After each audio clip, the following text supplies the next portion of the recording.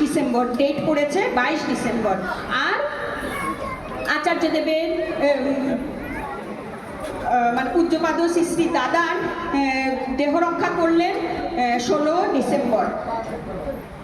তো আমার নাতিটার জন্মদিন 25 ডিসেম্বর। সেদিন অন্যবার তো বন্ধু বান্ধবকে ডাকায়, এবার সেই ঘটনার পরে বলা হলো এবার তোমার জন্মদিন হবে না, তো 31 ডিসেম্বরে তোমার বন্ধুদের কয়েকজনকে ডাকা যাবে।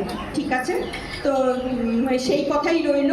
25 ডিসেম্বর দুপুরবেলা ওর এক বন্ধু 21-এ, তখন তো ওর 8 বছর কমপ্লিট হবে, সেই 8 বছরের আরেকটা বাচ্চা, तार माँ फोन करे हमार मेये के बोलছে श्रीरूपा आप घर पे हो, हम और पार्थ आएंगे अभिभूत के साथ भेंट करने के लिए।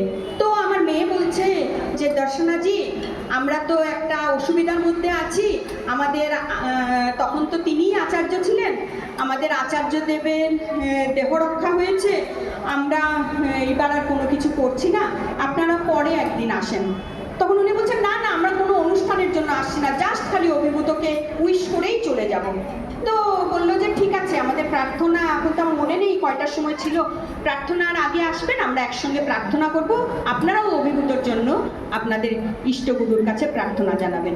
যাই হোক, ভদ্রমহিলা তার ছেলেকে নিয়ে এসছে, ভদ্রলোক বিদেশে থাকে, ভদ্রমহিলা ছেলেকে নিয়ে এসে একসঙ্গে প্রার্থনা করলো।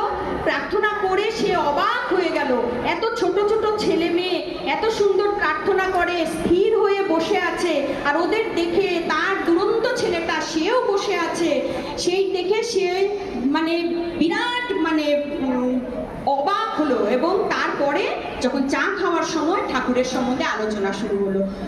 তার স্বামী কিন্তু দেশে না, বিদেশে থাকে, এবং সে ঠাকুরের কথা শুনতে শুনতে শুনতে শুনতে আমার স্বামী তখন চোখের যন্ত্রণায় বেশ কাবু, তিনি আলাদা একটা ঘরে, অন্ধকার ঘরে তিনি বসে আছেন, আর আমি আমার মেয়ে জামাই আমরা মিলে ভদ্রমহিলাকে ঠাকুরের কথা যা মুখে আসছে তাই বলছি, বলতে বলতে হঠাৎ ভদ্রমহিলা বলে আমি দীক্ষা নেব।